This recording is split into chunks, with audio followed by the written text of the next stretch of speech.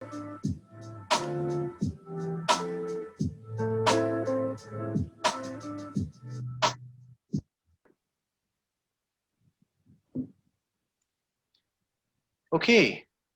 good morning.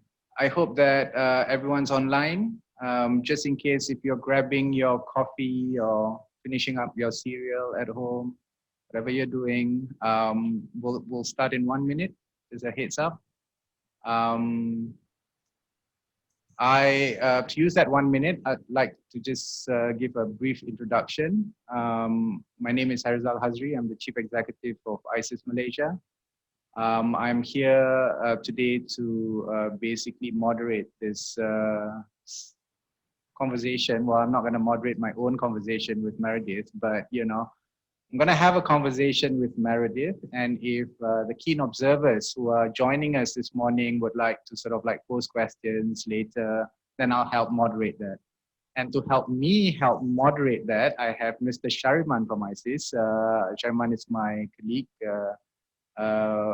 specialist in international affairs, also a very keen observer of the US elections. I remember one of the first things when I joined ISIS, by the way, I just joined ISIS. So one of the first things after I joined ISIS, Shariman was talking about the US elections with me.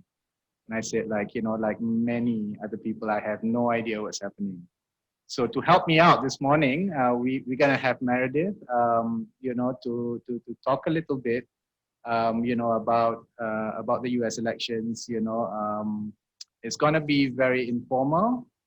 But really, I think at the end of the day, I will also try and impose a little bit of my interest into this conversation, which is to basically have, a general overview of what this actually means to US relations, especially, with countries like Malaysia and generally, Asia Pacific or Southeast Asia, what this might mean to APAC, what this might mean to, big sort of like, issues that the world is facing, the pandemic, the environmental issues, civil liberties, women's rights, things like that.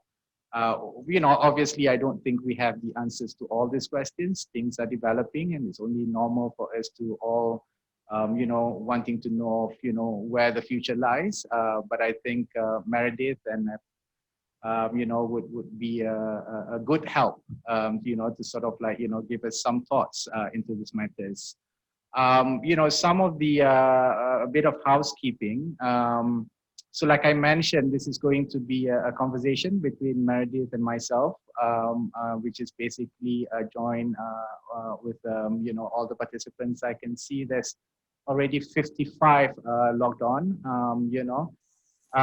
So the order is that we're going to start with this conversation first, and then, after a while, I'll probably look at Meredith's sort of like, body language and whether she's already, had enough of my questions, and then we're going to open it up.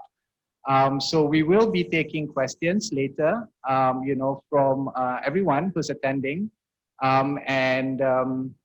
Shariman will basically help look at those questions. I always wish that we can answer all the questions that's being posed. I'm not entirely sure whether that's going to be the case.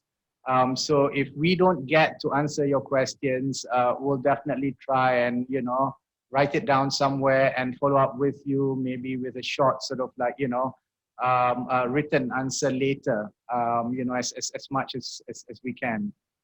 So that's number one. Number two is I think we want to try and keep this, meaningful and useful for everyone. So, we want to try and maintain the questions to policy matters, not very much, individually sort of like, matters linked individually, to any of the running candidates, I would still say, for the President of the United States of America.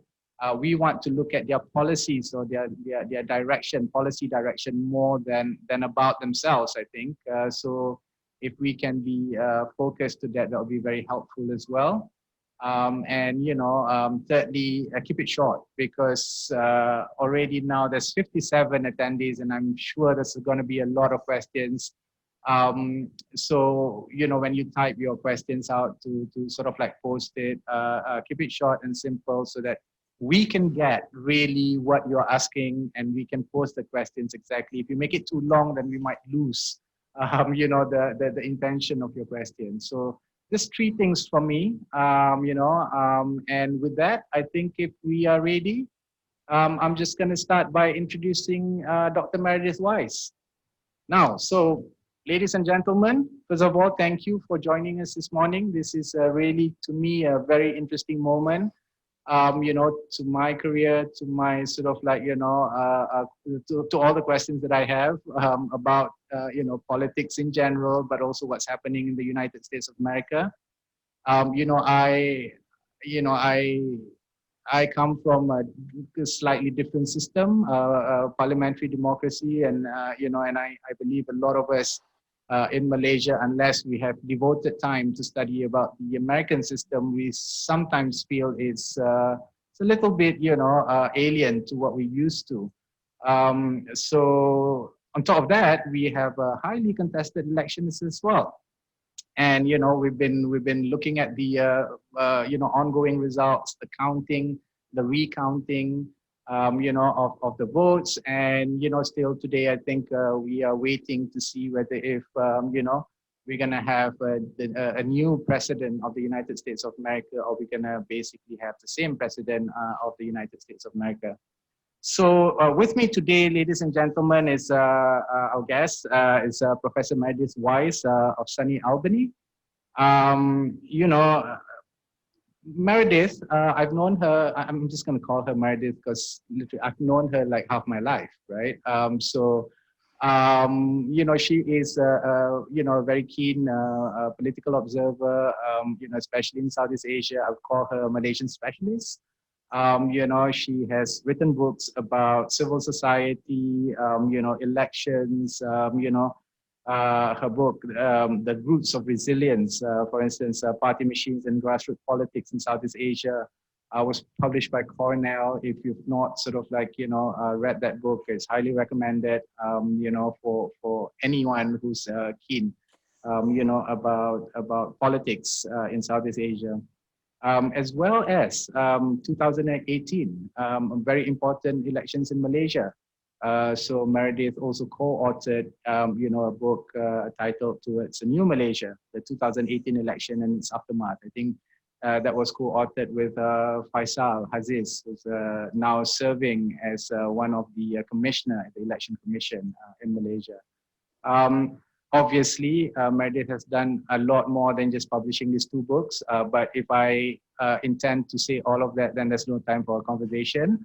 You know, I hope you don't mind, Meredith, just by introducing your background to like this, you know, two books that you've authored before. So now I'm gonna just go into it, right? So, you know, as I said, there's a lot of interesting things that's been happening, you know, over the past few months, actually leading towards the elections, the election day, as well as post-election day, which is basically the counting, and then post-counting, which is the recounting. So can you just generally tell us, where are we in all of this? You know, I mean, technically, you know, where are we in the process? What can we expect in the next week or so?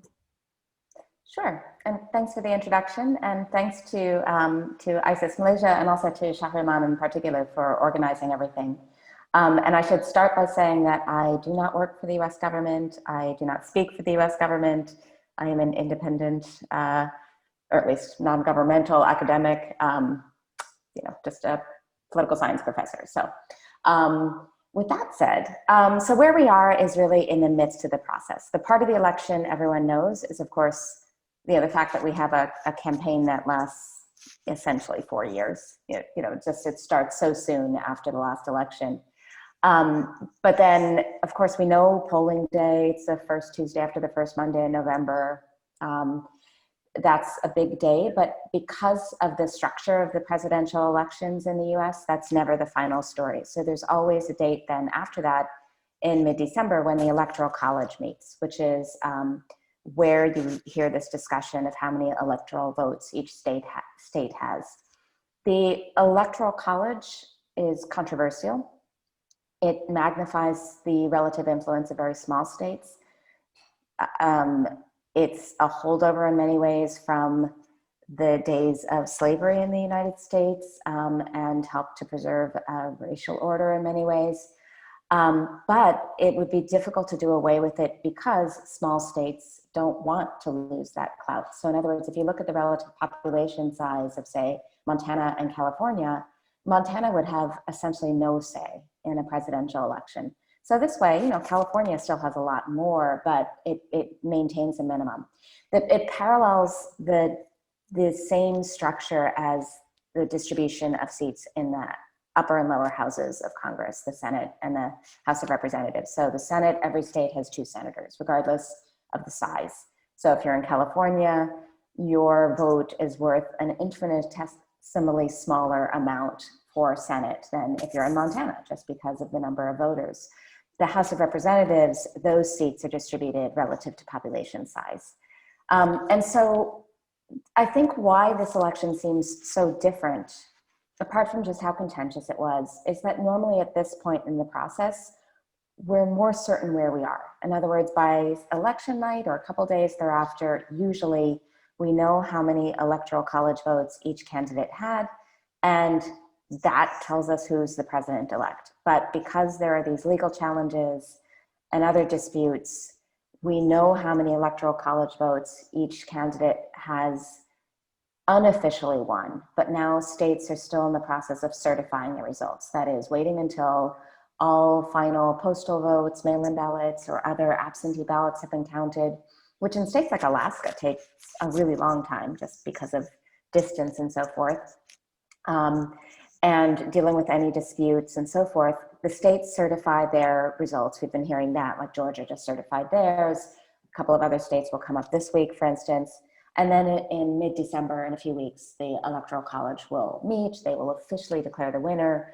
And at that point, we should be fairly certain. But it is an unusually long transition process. You know, the inauguration is not until late January. January 20th is, you know, around then is the date can vary slightly, but that's the, you know, this is when the president will be sworn in. And so if you think of the beginning of November till the, you know, late January, it's a really long transition process when we have a lame duck president, if that person has not been reelected.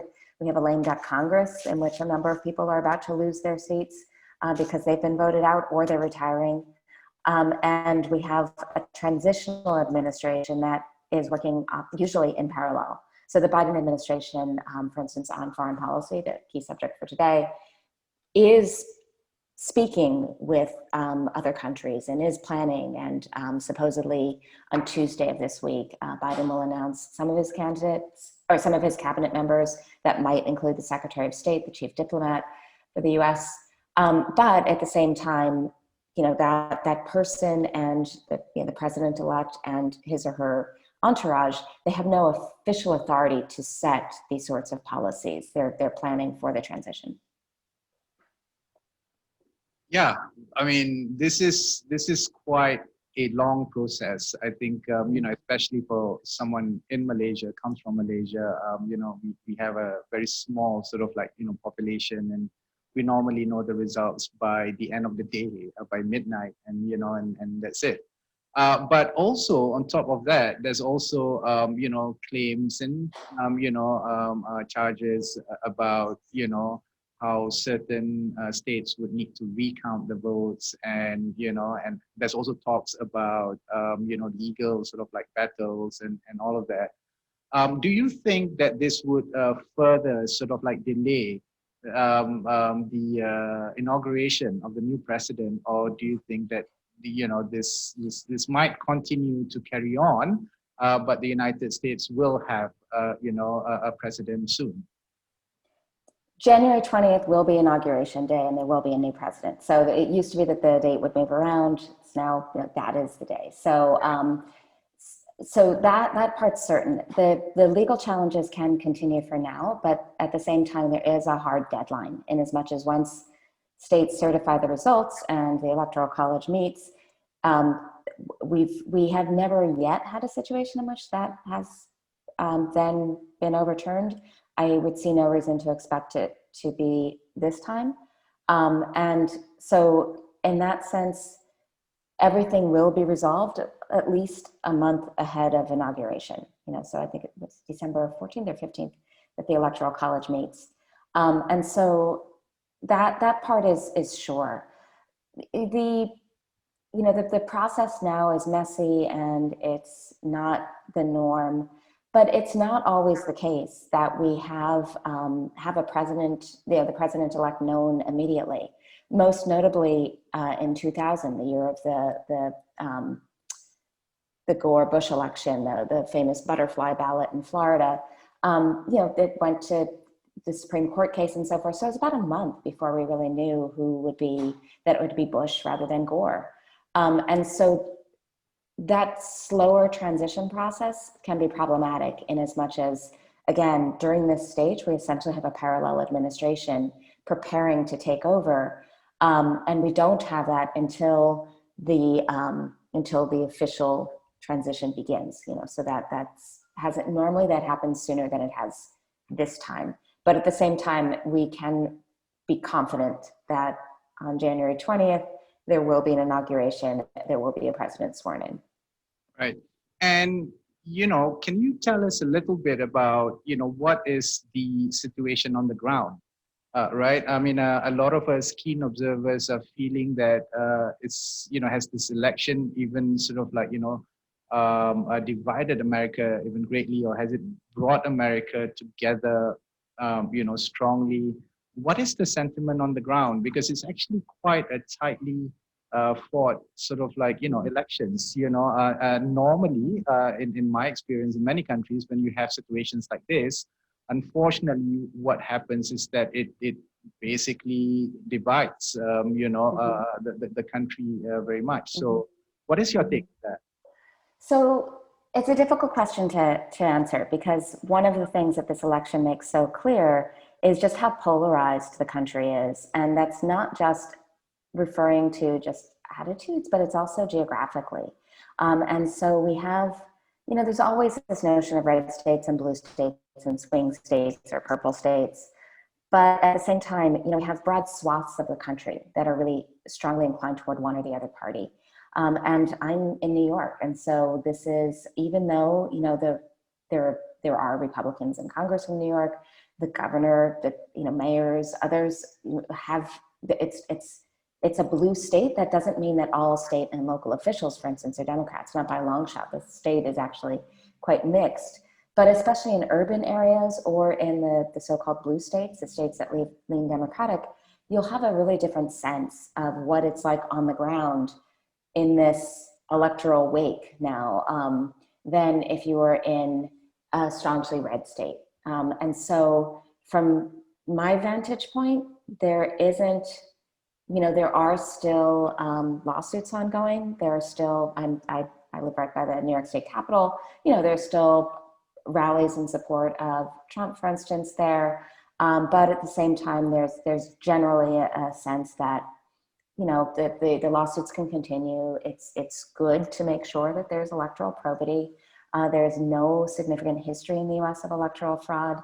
And so in that sense, I think a lot of us have a fair degree of confidence in the electoral system.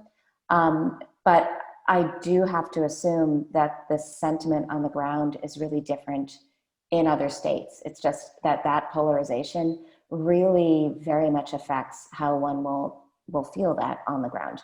But I think the other really large issue there is, the election has been messier than usual, and it's been quite, traumatic in a lot of ways, but it's overshadowed to a certain extent by the pandemic and by the economic crisis that the pandemic has brought on.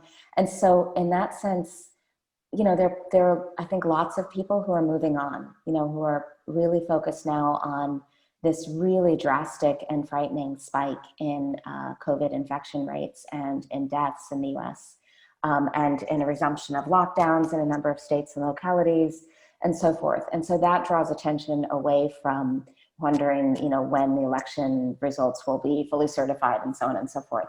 And so I don't think we can really discuss the impact of the election or the progress of the election without just thinking through, what else is happening. And that lens, I think, will be important also in thinking through, what the new administration will face, and that, however important foreign policy will be, domestic policy is likely to take most attention, especially in the early months of the administration. That as of today, the news came out that it's expected that by the middle of December, vaccination will start in the US, and that it could be that we reach about a 70% vaccination rate by sometime in May. That's possibly a bit optimistic, but at the same time, it suggests there might be an end to this ahead. But I think probably until that point, the administration's focus will have to be overwhelmingly domestic rather than international. And so right now we're seeing that in terms of just the divided attention, that people are really worried about COVID. So even in those areas of the country in which there's not a lot of compliance with wearing masks, for instance, or there's a lot of skepticism about how severe this pandemic actually is, the conventional wisdom now is that the rate of infections is so high in the US that there is unlikely to be anyone who does not, in the country, who does not personally know someone who has at least experienced COVID, regardless of whether they've had a bad case or not. But in other words, there's probably no one left in the US who hasn't been touched by it, which is just shocking. But I think that it's just worth bearing in mind when we think about, why people aren't just, tearing their hair out over the electoral suspense. There's just so much else going on to tear one's hair out over. So that's to me, that is actually very interesting. How much do you think, now directly to that point where, possibly the next, most immediate item that the president would have to deal with would be, internal situation or internal politics or a crisis in America because of the pandemic, as well as the economy, the impact of the economy in the US. How much do you think that the coming president of the United States of America can afford to basically focus in America compared to internationally? Because America is still, the world's one of the world's superpower, right? It is not Malaysia. Now, the Prime Minister of Malaysia can decide that, I'm going to spend at least for the next 1.5 years, looking into internal affairs first, and then, get out and do more of international work, for instance. Right. But this is the United States of America. How far do you think that the president can stretch that? So I'm going to make things a little bit easier for myself by being able to use proper names. And so I'll reiterate again, I don't work for the US government. I don't speak for the US government or for the US Embassy in Kuala Lumpur or anything like that. So we're going to, on that basis, take as an assumption that the next president is Biden. And so it'll just make it easier to answer the question. Biden will focus heavily on domestic policy. Most expect that his first initiatives will have to be related to public health and to economic recovery. So if Congress has not yet passed by that point a COVID relief bill, another economic package, hopefully that will be a really urgent priority, as well as really trying to get management of the pandemic under control. So he's already got a team together advising on all of that. That said, you're right. I mean, the US can't avoid international issues. And Biden himself has a long history with the Senate Foreign Affairs Committee and with really promoting a type of liberal internationalism that tends to be the US hallmark. So he has already named a number of international priorities as being among the leading issues for him. I really do think that the lens will be much more domestic initially, but at the same time, I don't think there'll be a long lag. It certainly won't be a year and a half, but even if his initial focus is on trying to get a grip on public health and the economy, he's talked about this democracy summit, for instance. He's talked about Iran, about China, not quite so much about Southeast Asia as one might think, but that will certainly be on the agenda. So just other pressing international issues that we know he'll have to deal with. And then there's also just the very real possibility that things come up, that, you know, if some emergency arises, I do think he's trying to ensure that he has teams already in place who will be able to deal with those issues fairly quickly. It's encouraging that the Senate seems to be saying that they will approve his cabinet. It will probably be a Republican-held Senate. I mean, there are two runoff elections in Georgia, so that could tip the balance. But as of right now, you know, the current balance leans Republican very slightly. And so they could, you know, gridlock and really make it difficult. So just in case anyone listening is not aware, so the US cabinet, the president selects who he or she would like to nominate. Those individuals, after the various, you know, vetting processes, have to be confirmed by the Senate. And there was some concern that, you know, the Senate might be obdurate in confirming a Democratic president's nominees. But so far, the indications are that they will approve those individuals, including, for instance, for Secretary of State, which would be incredibly important for getting things going. So long as, I've heard two different senators so far use the term reasonable. So in other words, if they're really far on the left, that might cause a problem, but it's likely that a lot of these appointees will be known figures from, for instance, the Obama administration with a track record and so forth. And that also, I think, will help the administration hit the ground running while distracted by domestic issues, so that there will be people who have foreign policy experience. That does suggest also the extent of pivoting from the Obama administration, you know, those two terms, policies probably won't be dramatic, at least initially, and possibly not at all. Right. A little bit more possibly on the international affairs front. We've seen sort of like, you know, a visit from this national security advisor, Robert O'Brien, to Hanoi and Manila. Does this basically, you know, tells us a little bit about, you know, how the stand is going to be with China in the next coming months?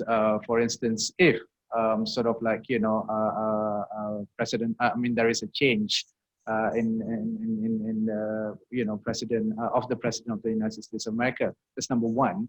And number two is, I guess, you know, related to that, what do you see as the changes would be in terms of these relations with China? Let's say if it's a new president. Yeah. I think Biden is going to be really hard pressed to find a comfortable position vis-a-vis China. His inclination seems to be less inclined toward trade wars and hardline rhetoric than Trump has been. But at the same time, public opinion around China is not in favor of a gentle approach, I think, at this point in the US. And, you know, there are very real issues of trade imbalances and, you know, what crops are being bought and everything else, as well as the much more high profile kind of high tech issues, so 5G and so forth. So the expectation now seems to be that Biden will maintain a firm stance vis-a-vis China, but that stance won't look quite the same as Trump's. So we probably won't see so much of, you know, ratcheting up knee-jerk tariffs, for instance. But we might see, it's expected that we'll see more of a return to conditionality as we've had in the past. So for instance, holding China more accountable for the treatment of Uyghurs, which those issues haven't disappeared under the current administration, but there hasn't been as much of a focus on these, you know, more liberal goals of human rights and environmental controls and labor and so forth. And so that itself, if that mix of issues returns, I think that could help to almost cushion a Biden recalibration towards China. That said, I mean, the current visit to Vietnam and the Philippines seems mostly about trying to maintain a U.S. niche, as with especially the recent signing of the RCEP, which excludes the U.S. to secure a U.S. niche in a regional order that's increasingly oriented around China, and also really to solidify ties with Vietnam, which has been the Philippines in some ways is an add-on on this trip. It's less. I think the trip seems more about Vietnam. But Vietnam has really appreciated and welcomed a U.S. harder line against China. So I guess to sum that all up, I don't think Biden is going to radically reverse the current policies toward China, but I do think that they'll be pitched differently, and that they probably won't be quite so, they won't be framed in the same way, there won't be the same language about China, and they probably will be a bit more flexible than the current line. Yeah. Yeah, interesting, because, I mean, I remember seeing quite a shift when President Obama, former President Obama, became the president in terms of, his outlook and his speech, especially, towards Asia and Southeast Asia.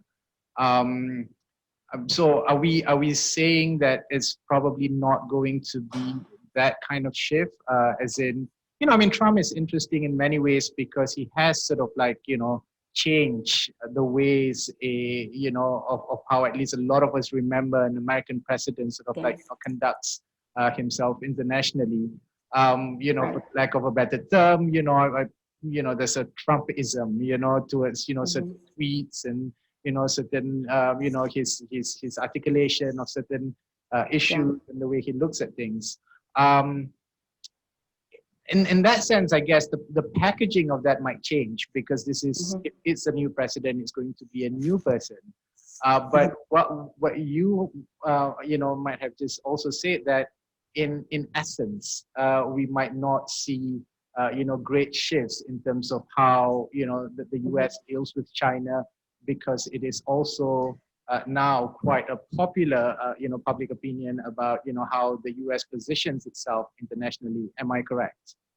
Yeah, okay, so I think though that this change in language and tone and all of that is highly significant. So I think we can understand Biden more as seeking bridges and connections and networks. And so the most clear manifestation of that is his commitment, which I see no reason to doubt, to re-enter the Kyoto Pact and re-enter the WHO and participate in global efforts around vaccine distribution, and really work much more cooperatively with US allies.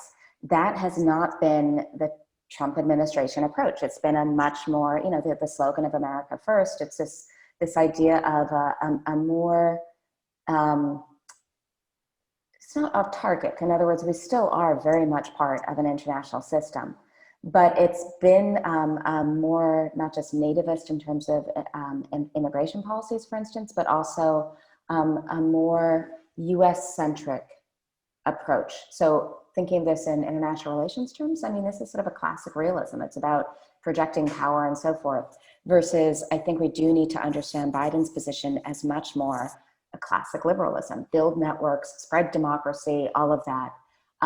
There are all sorts of flaws with either approach, that we could identify in terms of what the implications are for the US and for other countries, and whether the US is overstepping its role here or there.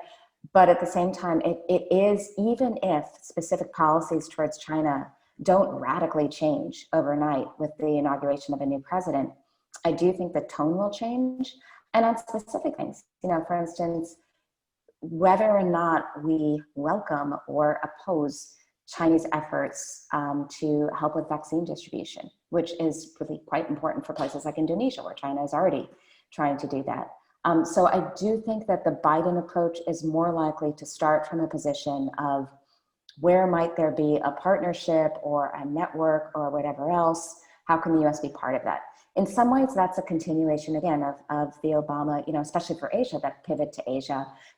Obama was roundly criticized for not really carrying that through. But another very clear signal of this would be, I'll be interested to see for the first ASEAN summits after the inauguration, who comes for the US, because that's been a source of some quite sharp criticism against the US, is that, that the regional networks within Southeast Asia, the administration just, it's not that they've dismissed them, but haven't given them quite the same high level attention that they might be expected to receive, in terms of whether Trump attends, for instance.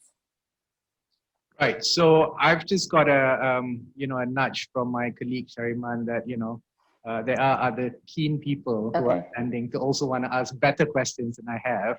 Obviously.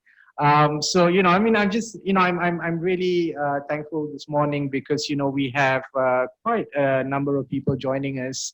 Representing the business industry, government. We have someone from the Ministry of International Trade online. Research houses, Maritime Institute. We have embassy sort of like, participation as well. We have someone from the Korean embassy. Now, okay, so Shariman. So Shariman's gonna possibly come in and, read out, the first question, for you and also from whom, and maybe you can respond to that. Go ahead, Shariman. So Dr. Weiss, question from Dr. David Chua, and he asks, democratic countries around the world watch in disbelief as the US as a mature democracy has exhibited so many flaws in the electoral system. And he asked, what does it all mean for less mature democracies? Would it not be a concern that the democratic electoral process could be exploited or manipulated to such an extent that the outcome will be not what the voters aspire for? Right. It's a great question. And I mean, the progress of this election has been quite startling for many of us. I think the positive spin on this is that the result will be what the voters chose. The difficult thing with evaluating the US electoral process vis-a-vis that of other countries is that in some ways the fact that it is a mature, or just old democracy means that some of the institutions we have were better suited for an earlier time or reflected political priorities at an earlier time. So we've had this massive population redistribution, we have massive urbanization and so forth, but our institutions haven't really evolved to, and probably won't realistically for quite some time, to keep pace with that. So we have had on multiple occasions, as Malaysia has as well, but the US has had it more often, a president who has won a minority of the popular vote. Trump himself had 3 million fewer votes than Hillary Clinton.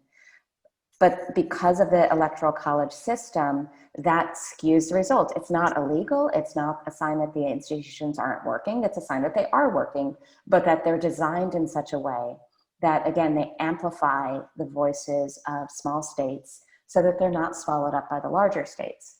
I do think that allowing full scrutiny and allowing legal cases to proceed is a sign actually of a functioning system, that the institutions can handle these lawsuits, for instance. The problem in my view is really if, and this will be a bit in politics, so again, I don't speak for the US government, but if that system is abused or if people bring essentially frivolous lawsuits. In other words, if the charge is fraud without evidence of fraud, then that's really problematic. But at the same time, the benefit and the thing that should be reassuring for those watching is that the system doesn't simply crack under those sorts of allegations. So if somebody calls fraud from either side and has no evidence of fraud, those lawsuits fail. They're being dismissed. There can be recounts. So I think Karen Zoll had asked earlier a question about recounts, but some of those are just, if it's a particularly narrow margin, within 0.5%, some states require automatically recount, the state pays for it, or will allow a recount that the side demanding it pays for it if it's a larger gap. But that's simply a cross-check. I mean, that's not a sign that the system has failed. And those recounts rarely change the number of votes at all significantly. So it is a sign that elections can be extraordinarily messy and frustrating and stressful. But the fact of the matter is that the institutions are working, that the courts, the secretaries of state who certify these results and so forth are doing what they're supposed to do. I mean, could this be done better? Oh, yes. I mean, this election is not a model.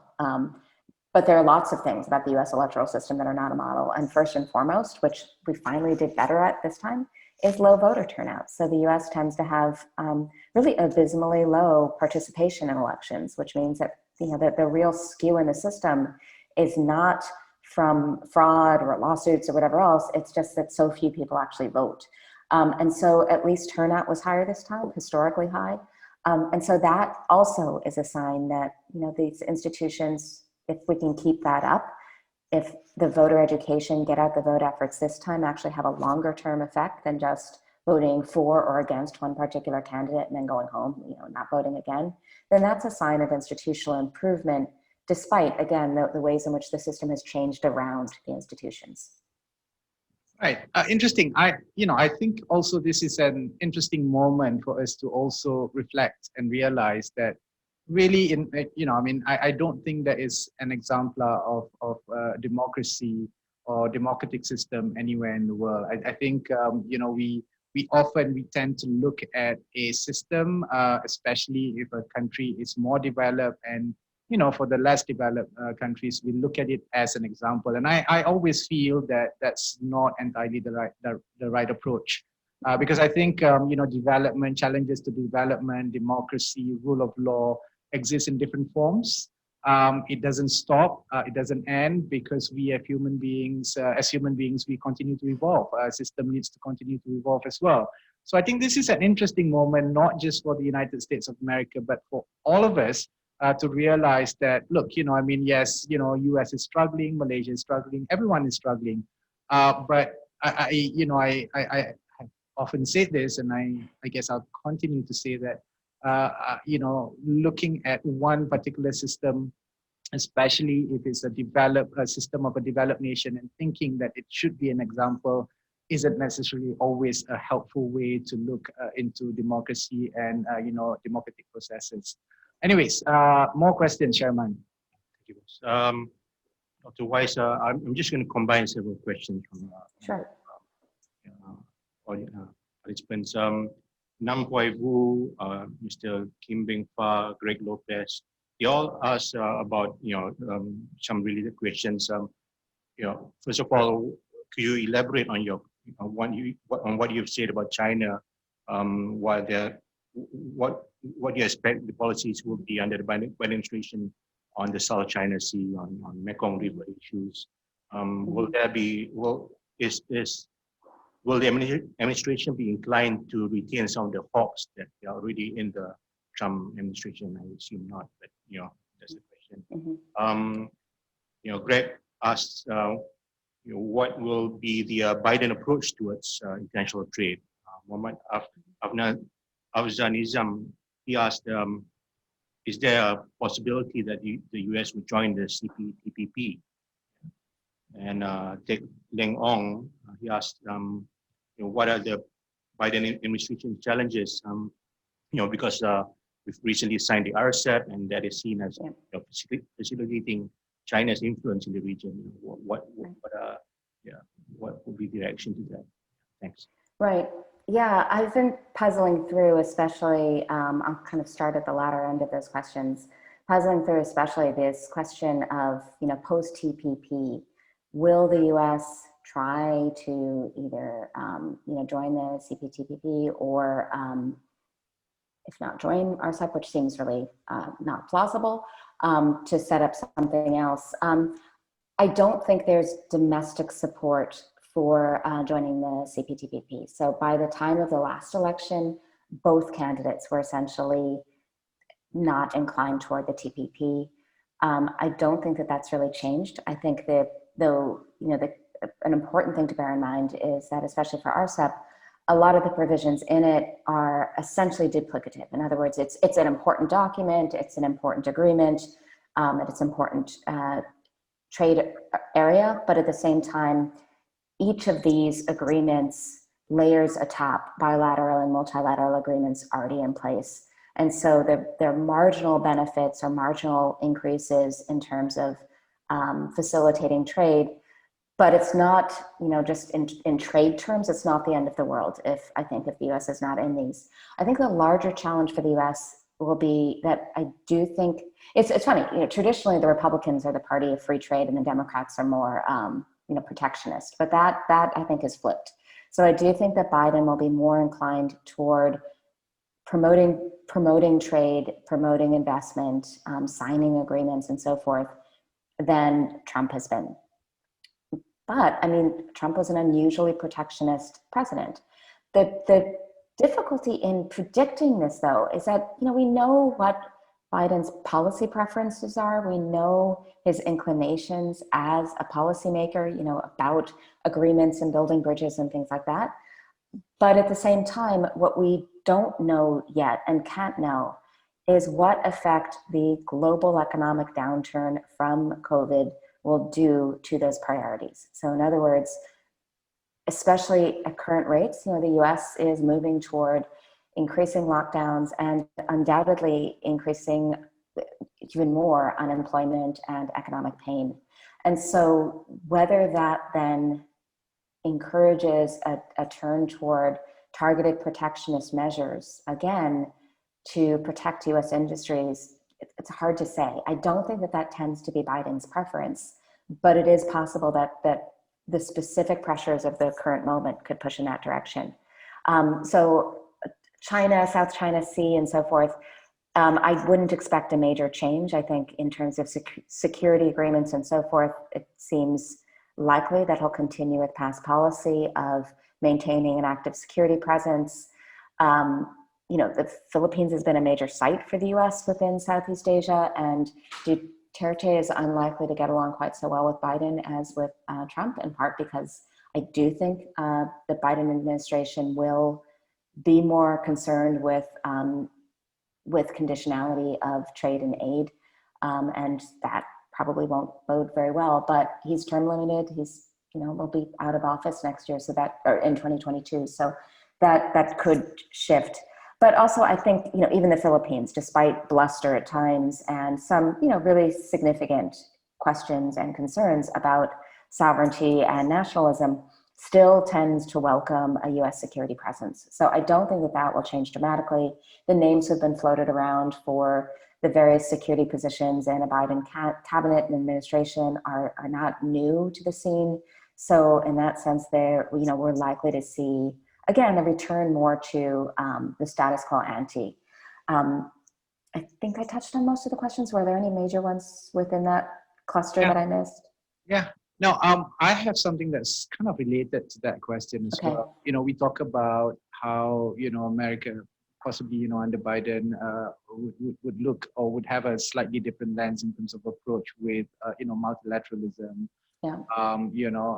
regional associations and stuff like that. Now, what I find quite interesting is that there's so many countries in Southeast Asia, especially, that is, trying to have a relation with the United States of America as well as China on their own accord, right. And not being stuck between this sort of rivalry between the US and China for, whatever reason. Do you think these countries can make a case for that relations better, moving forward? I would like to say yes, but I'm not entirely confident in that response. So to explain that, I think under the current administration, I think most of the approach towards Southeast Asia is ancillary to China. And so the US policy towards Asia at this point is so overwhelmingly oriented around China and North Korea, just in terms of how large these concerns loom in statements, in what the administration projects about US concerns in the region.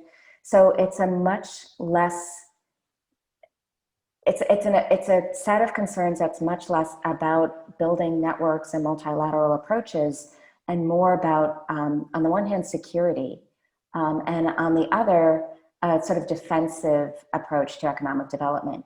So that inevitably puts the countries of Southeast Asia in particular in, in a bind of being on one side or the other. So being on, in which camp. So I would like to think that US policy will allow more space for countries not to have to choose. I think if we turn back to the kind of the principles of the TPP, not necessarily the TPP itself, but the principles that distinguish it from the CPTPP. I'm bungling that acronym, I apologize. So, or from the RCEP is that it included a range of, labor, environment, intellectual property, things like that. Those sorts of issues that are ancillary to, but important to any sort of trade approach. So I do wonder if one way that a Biden administration might be able to bridge that gap of, countries in the region feeling that they have to choose is, for instance, by augmenting or amplifying a focus on environmental multilateralism, for instance, which I do think will be a key priority of the Biden administration, in as much as China, Southeast Asia, and the US all participate in that together. It is not zero sum, and it requires a multilateral cooperative approach. So there have been some murmurs toward this. There hasn't been, what makes it difficult is that there just hasn't been a lot of concrete discussion. If you look through Biden's policy statements on Asia, they mostly focus on, China, South Korea, maybe Japan. There's not a lot of discussion yet of Southeast Asia. I don't think it'll be as central as it was under Obama, just because of his own personal connections to and priority of Southeast Asia. But I do think that there are specific niches within Biden's stated and manifest priorities that may allow some squaring that circle. So even if the US is pushing back against China on trade, recognizing that, in the short term, there might be some useful diversion towards Southeast Asia, and that could be helpful, if manufacturing shifts. But in the long term, that drawdown of trade between the US and China is not advantageous to Southeast Asia or to other countries. So it's possible that Southeast Asian states might be able to push back on those terms, that yes, okay, fine, the US wants to adjust this trade disparity, but at the same time, if it's pulling down other countries by doing so, that then is contrary to this multilateral, raise all ships simultaneously liberal approach that Biden is known for. And again, I'm not saying that this is a good or a bad approach. I'm saying it is what we see as his approach. How are we on time, Chairman? Excellent. So can we have more questions? I guess Greg's question, you've answered a bit of that, but also if you could expand on the using trade measures to for democratization and all. Okay. That's one question. There are questions also about what can ASEAN nations realistically ask or request of the Biden administration? What are the practical stuff that can do? Right. So I'm wondering if, so in terms of the trade and democratization and so forth, I do think that we'll have a return toward that agenda of, tying, trains to aid and trade. At the same time, I do think it important to bear in mind the economic recession, possible depression that the U.S. will be in. So in that sense, I don't think there will be particularly munificent aid budgets, largely, broadly speaking. There might be, if the U.S. can get a grip on our own pandemic, hopefully pandemic diplomacy and that sort of thing as a particularly salient aspect of aid. But that might take some time before we're really thinking about substantial aid, trade, and so forth. Of course, different segments of the economy are thriving now, but just from the US government perspective, the larger priority will be domestic aid to, an unprecedented level. But trade as a tool for democratization, I do think is part of the Biden toolbook. There was a question before about whether, which is kind of in the same vein of whether the same hawks will be in the administration and so forth.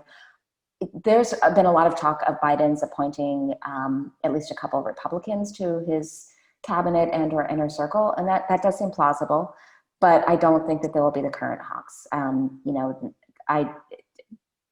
Number one, there's just not a lot of mutual affection, I think, and probably some mutual suspicion. But also, I think that he would get far too much pushback from his own party, which is itself, so we have polarization between parties, we have polarization within parties. Biden is not, on the far left by any stretch of the Democratic Party, but that part of the party is important. And so I don't think that we're going to see, a lot of Trump administration holdovers. In terms of what Southeast Asian states might be able to push for or do, there was a question before about the Mekong initiatives. Those sorts of concrete, policy-oriented, environmentally related initiatives seem like a really plausible area to push the U.S. to make good on some of its earlier promises and commitments. So in other words, there has been strong U.S. interest in greater Mekong River area cooperation. This is an area in which there can be somewhat indirect but important pushback against some specific Chinese policies. So for instance, if we think of hydroelectric dams and the amount of Chinese, not so much aid, but investment in those projects that the World Bank and other donors will no longer fund, if the US can help work on development plans for that region, that may help to relax some of the kind of unavoidable dependence on China as a supporter for countries like Cambodia and Laos, for instance, while also increasing the US profile within Southeast Asia. Okay, if you don't mind, I'm not going to let you go without asking a question about security. Right, so international security approach, how do you think, will there be a change to the Middle East approach, American sort of vision, in the Middle East, how the United States of America look at, other sort of security issues as well, because post-COVID, at least I think that the world should prepare and brace itself for the return of many of this, crisis as jobs are being, taken away from, people, so, economy is not probably going to rebound, in a short period of time. How do you think, moving forward, the United States of America will play its role in terms of international security? So the Middle East in particular will be, of course, tricky, as it always is. So there have already been some statements from the Biden camp that are more favorable towards Palestinians than we've heard from the Trump administration. I think that's a sign of some progress. There had been, there's been no movement that would allow a path toward a two-state solution in recent years. This most recent Pompeo visit to an occupied settlement is not something I think we would see under a Biden administration. We haven't seen it under previous administrations. This is not in line with prior US policy. So I do think there's pressure from the religious right, both Christian and Jewish in the US, toward policy supportive of Israel above all. And I don't think that that will change at the macro level. But I do think that the quality of policies, again, that the specific nuances will matter. So not, for instance, supporting settlements and occupation of Palestinian lands to the extent that the Trump administration has.